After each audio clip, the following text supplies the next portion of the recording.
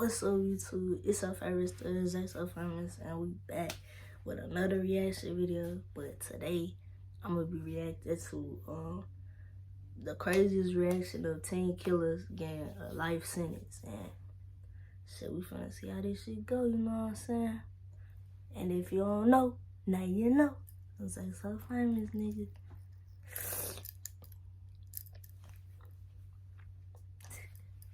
Alright, let's get into it. Shondell shot him and killed him. My son is not a monster. He is not a monster. He smiled as his sentencing was read aloud. You'll go to prison for the rest of your life. That means you'll die there. What is going on? Why are these people like this? And Khalil repeatedly hit him in the head.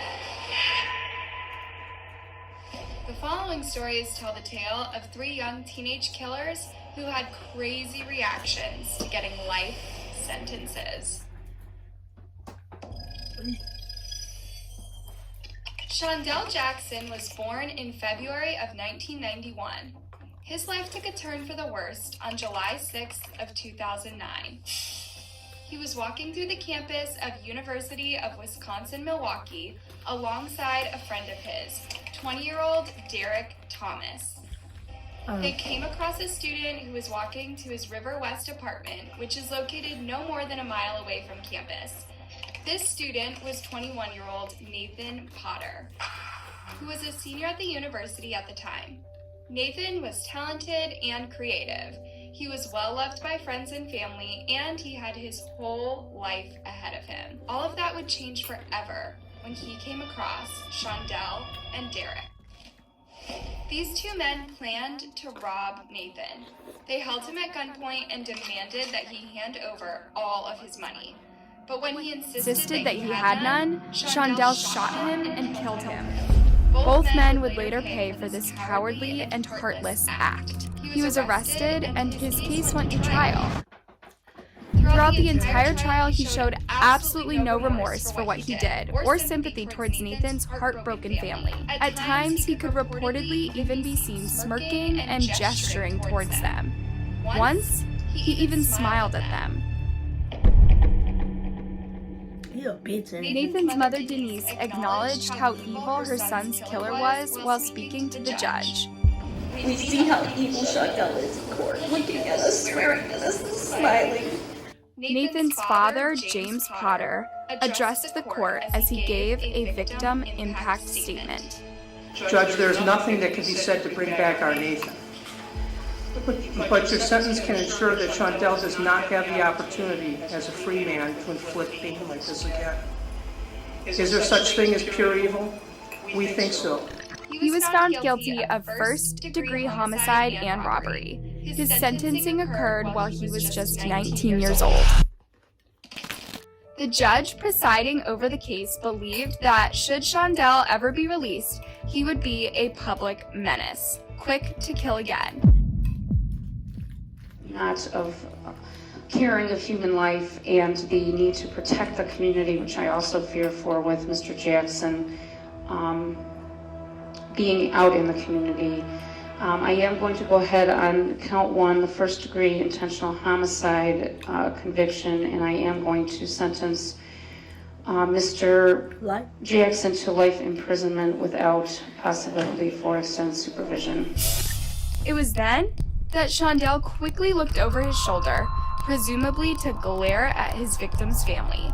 A female officer grabs his head and tries to force him to look forward at the judge, but he struggles against her, a look of pure hatred on his face. Sobbing can be heard in the background, and it's unclear whether the person sobbing is from Shondell's or Nathan's. While this is all going on, Nathan's parents and little sister hold on to each other, tears streaming down their faces silently. Meanwhile, the judge tries to continue with her sentencing.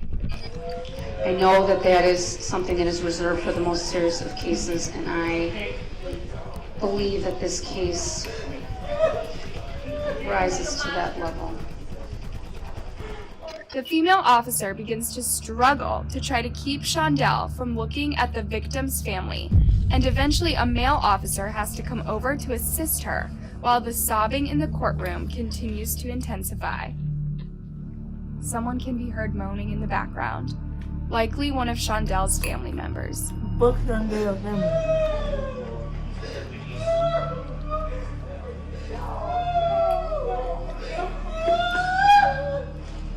There's a black woman cry. While the officers struggle to regain control over the courtroom, someone not in view screams no at the top of their lungs.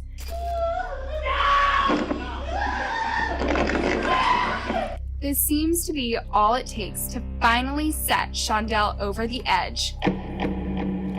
He stands up and begins fighting against the two officers. A lawyer dressed in a suit and tie has to come over to try to help them. Okay, this video is for a lot of... Shondell is fighting hard, so much so that the wooden table in front of him is pushed away. With the help of other officers and reportedly the use of pepper spray, they manage to get Shondell down to the ground. There's a lot of crying in the background while all this is going on. You can even hear Shondell's own family offering words of encouragement and support. Eventually, the officers manage to get Shondell under control and bring him back up to his feet. He is then quickly handcuffed and ushered out of the courtroom. He continues to fight them, and at one point, an officer has to grab the back of his head to keep him under control. Just before he is taken out of the door, you can hear a woman wailing in the background, likely Shondell's mom. She said, not my brother. Another one of Shondell's family members screamed, at Nathan's family. We hate She was you, pulled out of the bitch. courtroom. You stupid. It was as if she believed Shondell's sentencing was their fault. Nathan's emotional mother was interviewed after the sentencing. She explained how terrified Nathan's young sister was to go into the courtroom that day and be around Shondell. Our little girl was afraid. She was afraid that he was going to try and kill one of us. She was afraid. Especially when they were yelling threats. She's like, how can I sleep now? What is going on? Why are these people like this? You know, I hope that as he spends the rest of his life in jail, that he comes to terms with it and does value human life. No. And that there is some redemption for him at some point. But that's totally up to him. And then for his family to say to us, we hate you, what's that all about? We didn't do a thing to him. Meanwhile, Derek, Shondell's accomplice, pleaded guilty for his involvement. He was sentenced to only 12 years in prison. The insane reaction quickly went viral online as many news organizations covered it.